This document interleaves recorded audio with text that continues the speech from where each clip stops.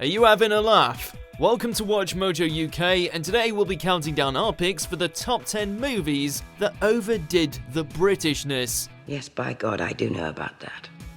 Before we begin, we publish new content every day, so be sure to subscribe to our channel and ring the bell to get notified about our latest videos. For this list, we'll be looking at films that display a few core and overblown traits of Britishness and that offer overtly stereotypical views of the UK or its people. We both sit here, getting more and more self-pitying, telling each other tragic tales of lost lovers. Number 10, Bridget Jones, The Edge of Reason. Definitely the weakest link in the Bridget Jones trilogy, this film has some good aspects to it, although they are limited. No, I'm not angry, I'm just disappointed. Disappointed? Oh God, that's worse than angry. The title character Bridget turns more into a stereotype of Britishness than the comedic but realistic person we saw in the first film. The film's plot does little to help, and was deservedly panned by critics. Jones, what the hell are you doing? Bridget in the film seems less like a human being and more like a walking parody of British traits, which is not helped by the fact we all know deep down, and despite her excellence in the role, that Renee Zellweger is American. But believe me, next time I will not f it up, Mum. Language, darling. Sorry. Next time, I will not f it up, Mother. Number 9, Shakespeare in Love. Shakespeare is one of Britain's biggest icons, so any film featuring him can be seen as representing Britishness. Are you Master Shakespeare? Wait there! Wait there! Although it won big at the 1999 Academy Awards, parts of Shakespeare in Love come across as Hollywood does Shakespeare. It's a charming film, yes, but one not without its faults. £50, my days as a hired player are over. Oh, cut out my heart, throw my liver to the dogs. The film doesn't strictly try for historical accuracy, but its portrayal of Britishness is a little over the top. This can make some scenes in the film feel a bit shoehorned in. You still have to love Judi Dench as Queen Elizabeth, though. My lord, when you cannot find your wife, you better look for her at the playhouse. Number 8, Arthur. This movie was almost doomed to fail from the start. Starring Russell Brand as the titular Arthur, the film portrays Britishness in a very simplified way with little room for nuance. Thanks for the spoon, Arthur. Anytime, buy me a fork one day. Although Brand brings his signature humour, the performance quickly runs out of steam and becomes boring to watch. The way in which Arthur and Helen Mirren's characters are portrayed are little more than archetypical perceptions of British people. What's the matter? Why are you in bed? Arthur, put my bears back on. There'll be no bears until you tell me what's the matter. Any sense of charm from the original film seems to have been lost in this remake. It's probably just one of those mysteries that will never be discovered. JFK, who nicked my watch? Oh, that's actually mine. Bravo, well done. Number 7, King Arthur, Legend of the Sword. Arthurian legend is one of the richest aspects of British mythology. This film is not.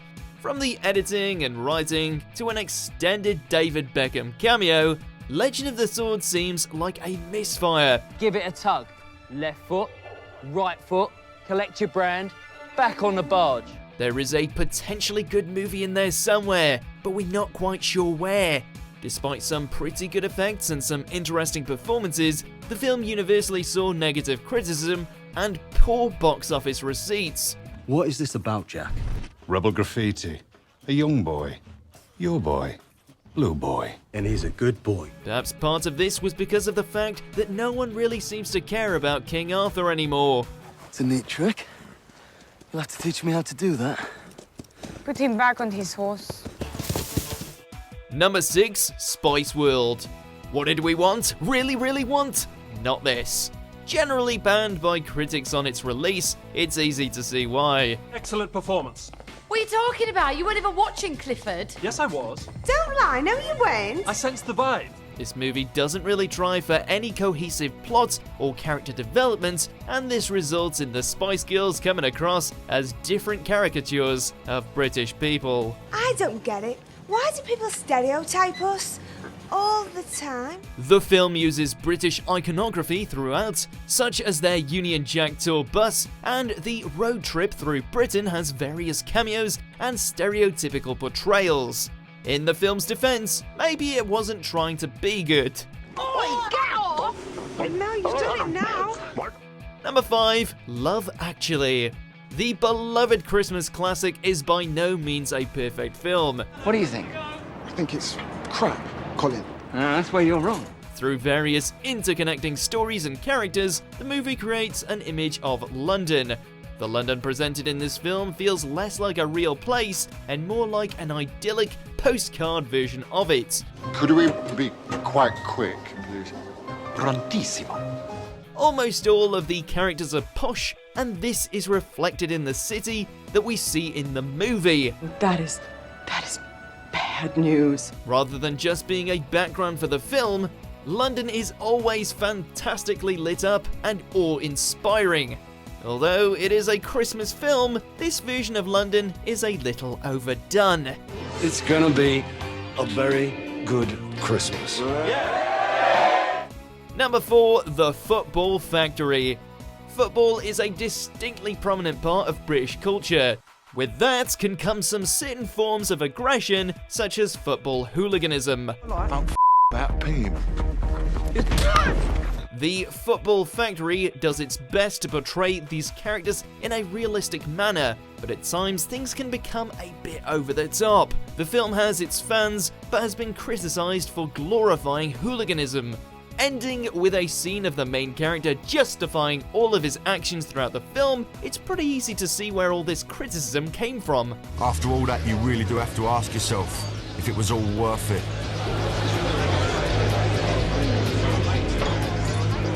Of course it f***ing was. Number 3. George and Mildred. Following the popular 70s sitcom of the same name, this film has been lauded as one of the worst TV spin-off films ever. Don't you forget, Spider. Keeping little of the charm from the original program, the jokes in this film largely fall flat and feel forced. What was a slightly stereotypical portrayal of British characters in the television series becomes more and more stereotypical as the film goes on. George, I just can't stand this anymore. Don't trust me, Mildred. I know what I'm doing. Finding neither commercial nor critical success upon release, the film has been counted as one of the worst British films. Did you say anything? Like what? Like, ah! Not me. Number 2. Peter Rabbit. The romanticism of the British countryside is something that has been common in literature and film for a long time. Love you guys. Now let's do this.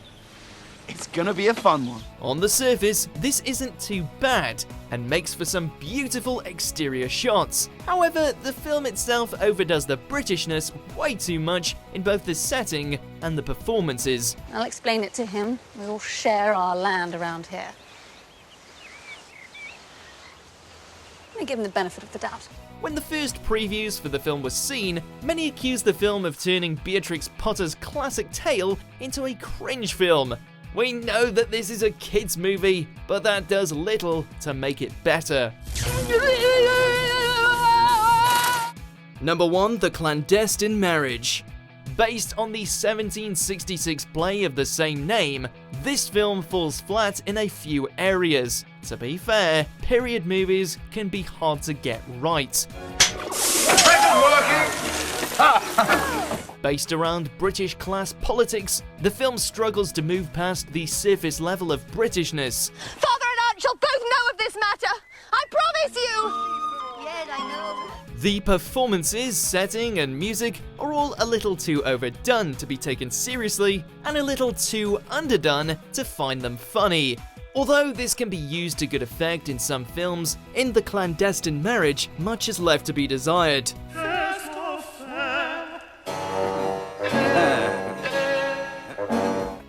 Do you agree with our picks? Check out this other recent clip from WatchMojo UK and be sure to subscribe and ring the bell to be notified about our latest videos.